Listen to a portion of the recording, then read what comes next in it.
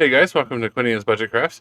So some of you may have seen on the community tab that I'm moving, which is why I haven't had any videos out lately. Plus it's the holidays right now, and that's usually when I take a break anyway. But I thought I want to maybe put out some 3D videos because I like them.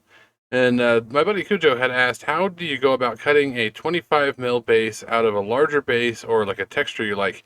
The reason he'd want to cut it out of a larger base is because when you scale it down, you lose detail. So we'll go over how to do that real quick. For whatever reason, in Blender 3.0, screencast does not work, so my key presses aren't displaying down here. So I've got this obnoxious thing to show you in case you don't understand my mumbling, but I will tell you what I'm pushing.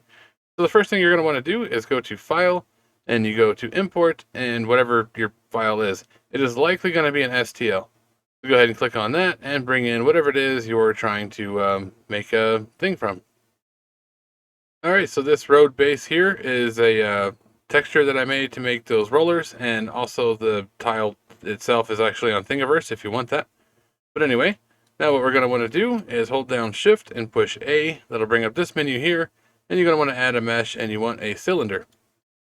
When you bring in the cylinder, don't click anything in here because that will make this context menu go away, and we need this.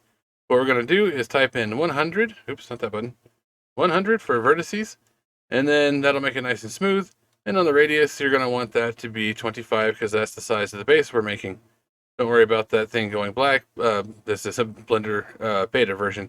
If it does, you just hit something like scale. That'll make it come back. Anyway, so with this thing here, this little hockey puck you got, you're going to want to scale that down because this is a lot bigger than 25 mil.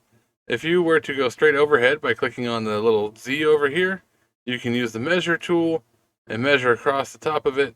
It's not quite across the center, but you get the idea. You can see that it's 50, and that's too big, but it is an easy fix. You just push Tab to go to edit mode, and you hit S for scale, and then punch in 0.5. That'll scale it by half, and then left click to confirm.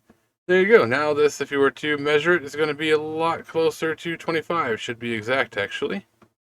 There we go. If you hold down Control and then drag it over a point and let go of left click, it'll snap there. And we can see this thing is now exactly 25. That's what we want. Now what you're going to want to do is push 3 to go into faces, what you want to view there. Hold down Shift and push Z. That way you can see through your object. And then just box select the 2 dots in the middle. You can't see that there are 2, but there are. Go ahead and push X and delete those faces. Now we hold down Shift and push Z again to get out of that see-through. And we can look through, and there's our thing there. You do want it to poke all the way through both sides of the thing.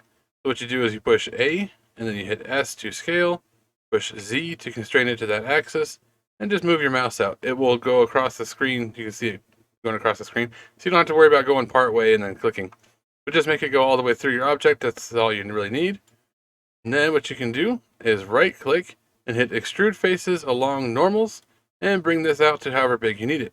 Now when you are bringing this out, you don't really want to like smother the whole thing because it won't work right. It'll just merge them together really. What you want to do is leave some of that intact. About like that or so. Go ahead and get out of edit mode. And now we can cut this away from this, leaving this thing in the middle. You could, if you wanted to, use a modifier stack to do that. You'd use the Boolean modifier. That takes a lot more clicks than I want to do.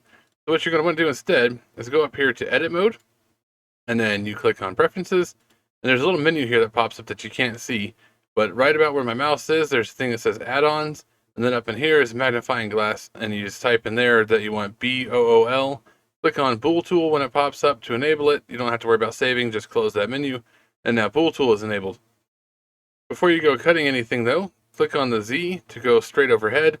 That way you can hit G to grab and move this around without it going up and down on you. And just position it to whatever looks best. Whatever's inside that middle circle is what you're going to have when you're done cutting.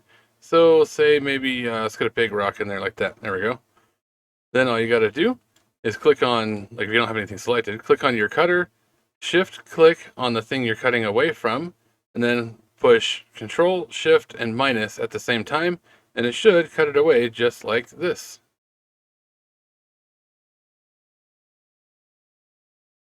There we go.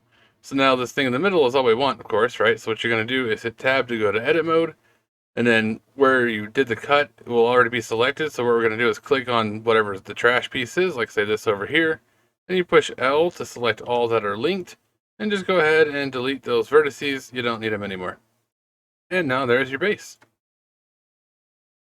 If you want to return the base to the center the easy way, you can right click, set origin to 3D cursor, right click again, set geometry to origin, and now it's in the middle. So if you want to see what this looks like with a mini on it, let's go ahead and unhide this dude here. That's pretty good. It's not bad. The edges could use a little work, but that's probably for another video. Mostly I'm just trying to show you how to cut stuff out.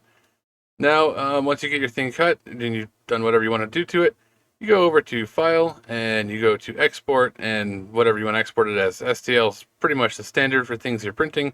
You can do an object if you want. If you wanted to export the model and the base together, easiest way is to just click and drag. Then you can right click and hit Join, and go ahead and export them as one object.